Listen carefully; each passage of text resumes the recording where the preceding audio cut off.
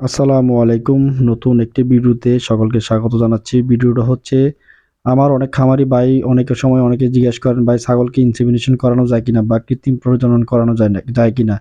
হ্যাঁ, তাদের উদ্দেশ্যে আজকের এই ভিডিওটি। ভিডিওটা হচ্ছে ছাগলকে অবশ্যই ইনসেমিনেশন করাতে কৃত্রিম প্রজনন করা যায়। আমি আপনাদেরকে আজকে প্র্যাকটিক্যালি সরাসরি একটি ছাগলকে ইনসেমিনেশন করে দেখাচ্ছি। প্রথমে আমি ছাগলটিকে তার জরায়ুতে একটি ছোট্ট যন্ত্রের মাধ্যমে তার জরায়ুর পজিশন, তার দাগ পারফেক্ট আছে কিনা, সময় উপযুক্ত কিনা সে জিনিসটা দেখতেছিলাম। যেহেতু ছাগল গরুর মতো না, তাকে একটু ভালোভাবে দেখতে হয়। ছাগলের জরায়ুটা অনেক ছোট, যার কারণে অনেক কষ্ট হয় দেখতে।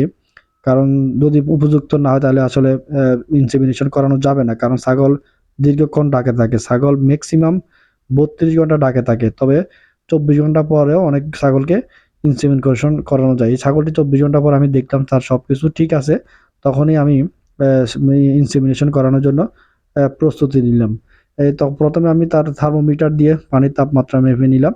দেখতে পাচ্ছেন পানির তাপমাত্রা মেপে নিলাম একটি ডিজিটাল থার্মোমিটারের মাধ্যমে। থ্রোমিটারের মাধ্যমে তারপর হচ্ছে তাকে আমি, যেহেতু ছাগলটি অনেক উঁচা লম্বা বড় আছে, তাকে আমি যমুনা পানি দিয়ে ইনসেমিনেশন করালাম। ছাগলের বীজ এবং গরুর বীজ একই সাইজের, এমনকি একইভাবে রাখা হয়। আমাদের যে ক্যান থাকে, ক্যানের ভিতরে রাখা হয়, তখন আমি তাকে ৬০ সেকেন্ডের মতো পানিতে চুবিয়ে রাখলাম যে নর্মাল হওয়ার জন্য। তারপর হচ্ছে তাকে, আমার কাছে যদিও ছাগলের ইনসেমিনেশন করার জন্য আলাদা একটা গান থাকে ছোট, কিন্তু আমি ভুলবশত ওই গানটা নিয়ে যাইতে মনে নাই। এই জন্য আমি গরুকে যে গান দিয়ে আমি ইনসেমিনেশন করি, ওই গানটাই ওই ক্ষেত্রে ইউজ করলাম। যেহেতু সমস্যা নাই, দুইটা একই রকম, কিন্তু ওইটা একটু সাইজে ছোট, ওটা দিতে ছাগলকে ইনসেমিনেশন করাতে একটু সুবিধা হয়। বড়টা দিয়ে তো করাতে তেমন একটা আমার প্রবলেম হয় না। ছাগলকে ইনসেমিনেশন করানোর সময় অবশ্যই তার জরায়ুতে আমরা যে যন্ত্রটি ইউজ করি, ওই যন্ত্রটি অবশ্যই জেলে দিয়ে নিতে হবে। কারণ তা নাহলে ছাগল খুব কষ্ট পায়। কারণ জেলে দিয়ে দিলে তার সহজে তার জরায়ুতে প্রবেশ করানো যায়। তাহলে ভ্যাজাইনাতে কষ্ট হয় না, তেমন একটা প্রবলেম হয় না ভ্যাজাইনাতে প্রবেশ করাইতে।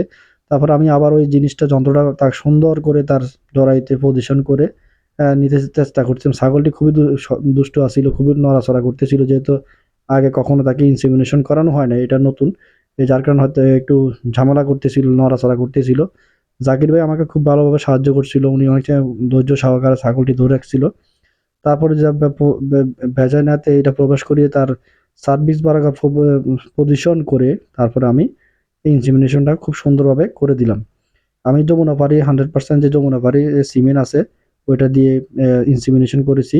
বাংলাদেশে প্রচলিত যে ছাগলের জাত আছে, যেমন ব্ল্যাক বেঙ্গল, তারপর হচ্ছে যমুনাপাড়ি, তোতাপাড়ি, তারপর হচ্ছে আরো একটি ভালো উন্নত জাতের ছাগল হচ্ছে যেমন আফ্রিকান বোয়ার, সবগুলো বীজই আমার কাছে আছে।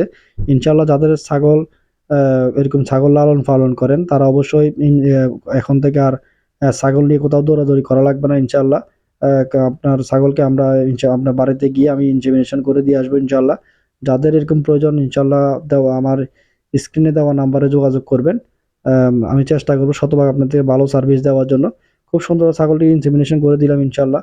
একটু দেওয়ার পর একটু ধরে রাখলে সবচেয়ে ভালো হয়, যাতে তার জরায়ুতে যে সিমেন্টগুলো খুব দ্রুত প্রবেশ করতে পারে।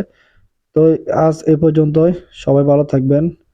আল্লাহ হাফেজ। আর আমাদের জন্য দোয়া করবেন, যাতে আমি আপনাদের খামারিদের পাশে সবসময় থাকতে পারি, আপনাদের ভালো আর উন্নত ধরনের সেবা বা সার্ভিস দিতে পারি। তো সবাই ভালো থাকবেন। আল্লাহ হাফেজ।